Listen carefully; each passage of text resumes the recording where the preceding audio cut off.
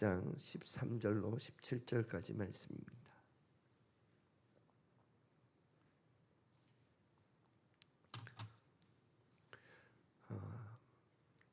교독하겠습니다. 제가 먼저 읽겠습니다. 유대인의 유월절이 가까운지라 예수께서 예루살렘으로 올라가셨더니 성전 안에서 소와 양과 비둘기 파는 사람들과 돈 바꾸는 사람들이 앉아 있는 것을 보시고 노끈으로 채찍을 만드사 양이나 소를 다 성전에서 내쫓으시고 돈 바꾸는 사람들의 돈을 쏟으시며 상을 엎으시고 비둘기 파는 사람들에게 이르시되 이것을 여기서 가져가라. 내 아버지의 집으로 장사하는 집을 만들지 말라 하시니. 함께 읽겠습니다.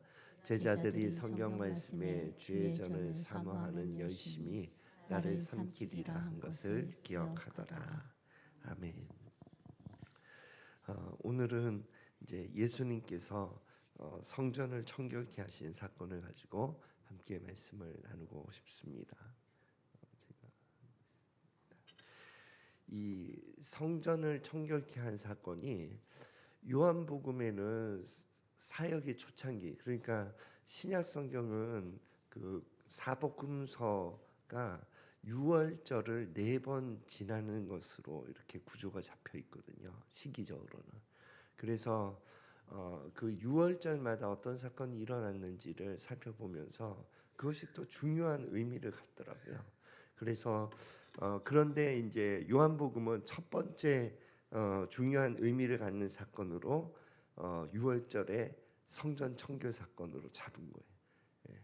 그리고 공관복음은요, 또 이 성전 청결 사건이 예수님께서 예루살렘에 입성해서 십자가를 지기 전에 며칠 전에 성전을 청결케 한 사건을 기록하고 있거든요. 그래서 이제 신학자들 사이에는 이게 요한이 말기에 있었던 그 성전 청결 사건을 이제 가지고 와서 기록했다 하는 견해도 있고, 또 요한복음의 어떤 그 문맥을 보았을 때 이게 시간적으로 좀 배열한 구성이 있거든요. 그래서 2번 있었다. 첫 번째 유월절에도 있었고 또 마지막 때에도 있었다 하는 2번이 있었다 하는 견해도 있습니다. 그런데 저는 이제 2번이 있었다 하는 견해를 이제 제가 받아들여서 말씀을 준비하는데 이 요한복음 2장 16절을 먼저 한번 보겠습니다. 2장 16절.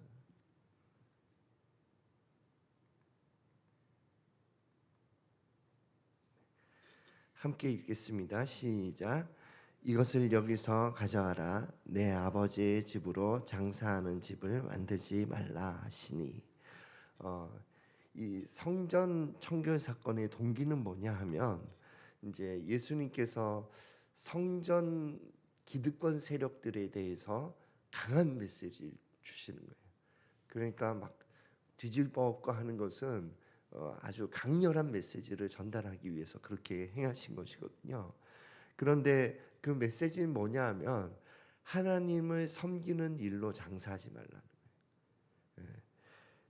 그런데 그 하나님을 섬기는 일로 어떻게 장사를 했냐 하면은 그 당시에 이제 성전을 유지하고 보수하고 또 성전을 섬기는 사람들에게 이제 사례를 해야 되니까 성전세를 받았어요. 그런데 성전세는 또 성전에 드리는 예물은 구별되어야 된다 이렇게 인식을 했기 때문에 당시의 화폐를 다시 바꿔서 마치 입장권을 구입하듯이 그래서 성전의 화폐로 바꾸어서 그렇게 성전세를 내게 했거든요.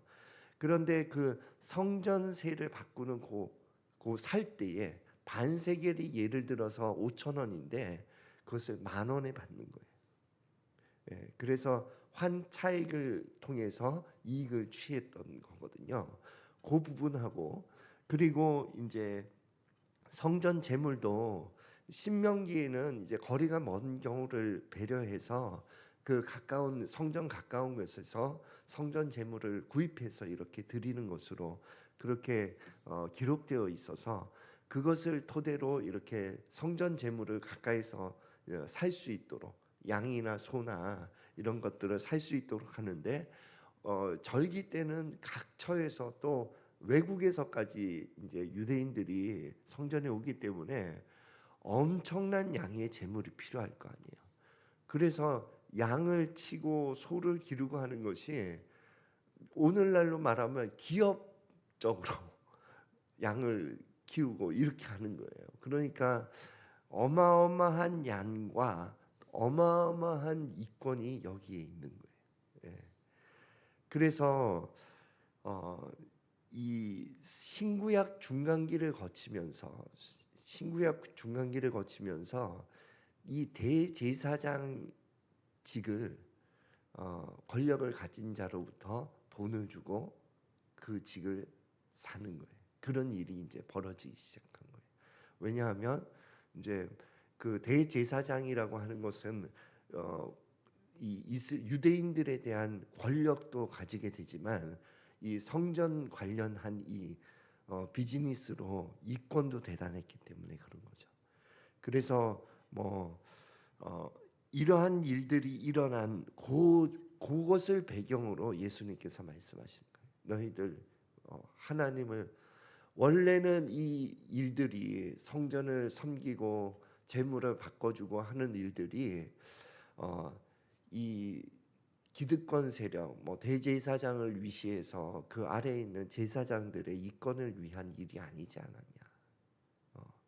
이것은 백성들을 위해서 봉사하는 그러한 일들이 아니었냐. 그런데 지금은 이 일들이 다 나를 위한, 그러니까 너희들을 위한 일이 되어 있지 않냐 하는 것에 대한 아주 강력한 메시지가 되는 것입니다. 보겠습니다. 성경 말씀 한번 같이 읽겠습니다. 시작. 노끈으로 채찍을 만드사 양이나 소를 다 성전에서 내쫓으시고 돈 바꾸는 사람들의 돈을 쏟으시며 상을 엎으시고. 그래서 이 성전에 대한 이 청결 사건, 그러니까 막 과격하게 막 상을 뒤엎고 하는 이 사건은 이런 일을 행한 사람이 없었거든요. 감히. 그런데 어디서 듣도 보도 못한 사람이 청년이 와가지고 막 이런 일을 행하니까 누구냐 이렇게 된 거예요. 그랬더니 예수라는 청년이 이렇게 했습니다 하니까 예수가 도대체 누구냐 이렇게 된 거예요. 그래서 6월절이니까 또 사람들이 전국 각지에서 이 성전에 모였고 외국에서까지 이 유대인들이 이제 모였는데 여기에서 성전을 뒤엎은 사람이 있대더라 이렇게 돼가지고 예수라고 하는 그 사람의 완전 탑 뉴스가 된 거예요. 예수가 누구냐? 예수가 누구냐? 이렇게 된 거예요. 그래서 예수님에 대한 관심이 폭발적으로 일어난 거예요. 그리고 그 예수님에 대해서 사두개인, 그러니까 이 성전을 관리했던 그 사두개인은 굉장한 분노를 느낀 거죠. 감히 이렇게 되고 사두개인과 사이가 좋지 않았던 사두개인과 사이가 좋지 않았던 바리새인은 저 누구야 이렇게 된 거예요. 그래서 첫 번째 유월절의 성전 청결 사건은 예수님을 전국적인 어떤 인물로 부상시킨 거예요. 자, 그렇다면 이 성전 청결 사건이 오늘날 우리에게는 어떻게 적용되고 이 메시지가 이해되어야 되는가를 한번 생각해 보았을 때 나도 처음에는 하나님을 섬기는 일이 주님을 위한 일이었어요.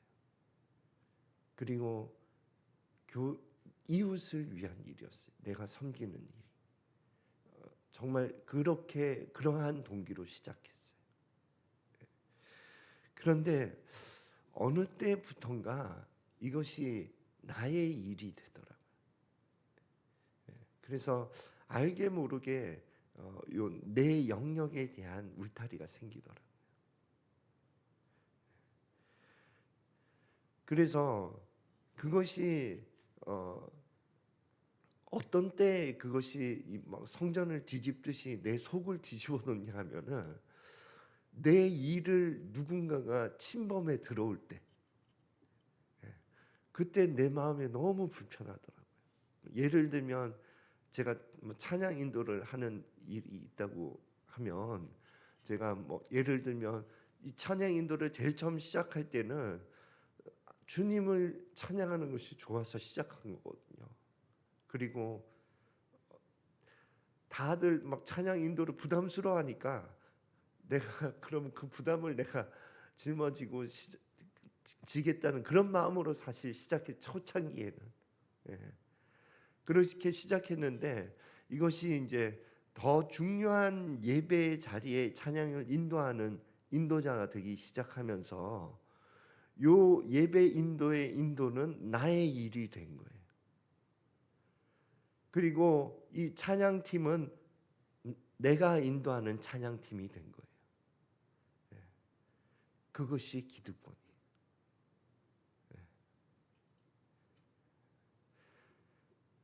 성전을 위한 일이 나를 위한 일이 되어 있는가를 꼭 살펴봐야 돼요. 그래서 어떤 때 그 마음이 불편하냐면, 그 예배에 다른 인도자가 들어올 때 내 마음이 굉장히 불편하더라고요. 밀려나는 것 같고.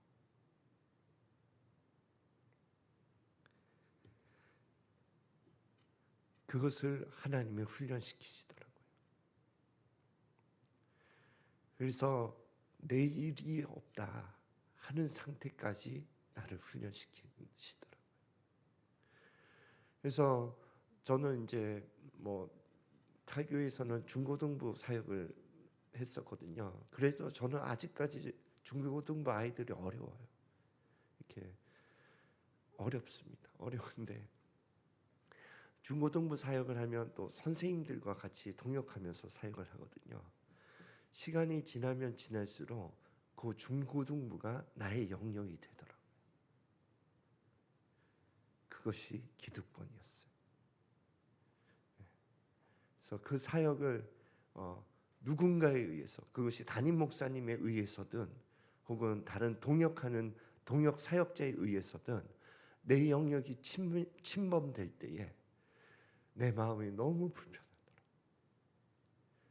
그것이 기득권이었어요.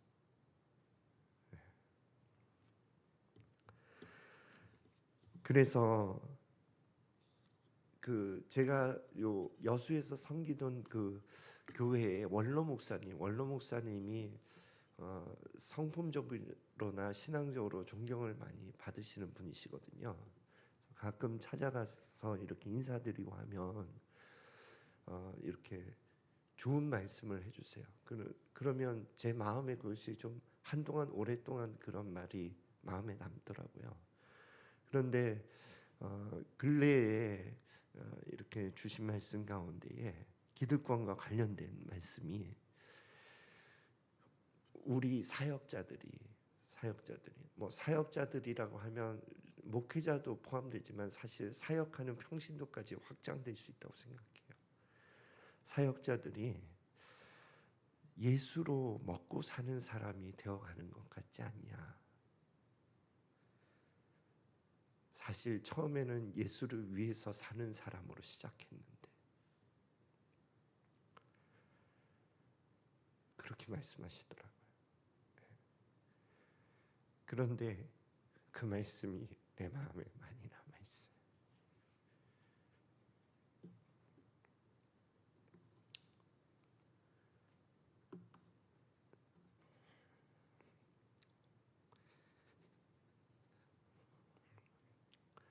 우리가 예수로 먹고 사는 사람이 되어서는 안 돼요.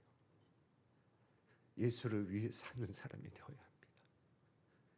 그런데 그것을 확인할 수 있는 한 가지 기준이 되는 그 바로미터는 뭐냐면, 하나님께서 내가 맡고 있는 그 일, 기득권처럼 되어 있는 그 일에 하나님께서 어떤 때에 그것을 막 판을 흔드는 사건 혹은 사람을 내 삶 가운데 보내시더라고요. 그때에 내가 그것을 거부하느냐, 그래서 그것을 거부해서 그것을 대항하느냐, 그러면 나는 사두개인에 속한 사람이라고 판명이 되는 거예요. 그렇지 않고 그 일을 막 판을 흔들고 판을 흔드는 사람이 들어왔을 때 하나님의 내 삶 가운데 이 일을 흔드시는구나 하고 내가 수용하느냐, 그리고 수용하는 그 일과 함께 회개의 일이 있더라고요. 내가 주님 앞에서. 그래서 회개하는 그 일을 통해서 내가 주님 앞에 이 일을 많이 내려놓았구나 하는 것을 내가 발견하게 되더라고요. 그래서 우리 하나님을 섬기는 사람은 반드시 기억해야 합니다. 나를 위한 일이 되어서는 안 돼요. 이것은 주를 위한 일이 되어야 하고, 그리고 주를 위한 일은 이웃을 위해서 내가 섬기는 일로 남아 있어야 하는 것입니다. 그리고 그 일이 언제든지 주님께서 이 일을 이제 다른 사람에게 넘겨주어라 할 때에 기꺼이 넘겨질 수 있는 사람이 되어 있을 때, 그때에 내가 기득권자가 아니라 예배자인 것이 판명되는 거예요.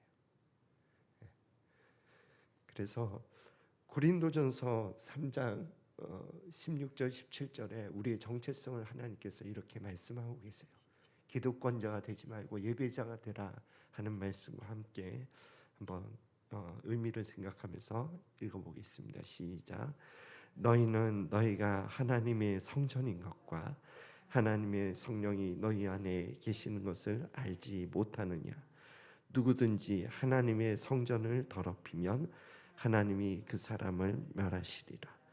하나님의 성전은 거룩하니 너희도 그러하니라. 아멘. 기도하겠습니다. 하나님 아버지, 오늘 하나님께서 우리에게 주신 메시지는 처음에는 주를 위한 일로 시작하였는데 이제 이것이 나를 위한 일이 되어 있는, 그러한 주님을 섬기는 일이 그렇게 되어 있지 않은지 점검해 보라 하시는 것 같습니다. 하나님 앞에서 나를 살펴보고 주님의 영 안에서 회개하는 복을 누릴 수 있도록 축복하여 주시옵소서. 감사드리며 예수 그리스도 이름으로 기도드립니다. 아멘.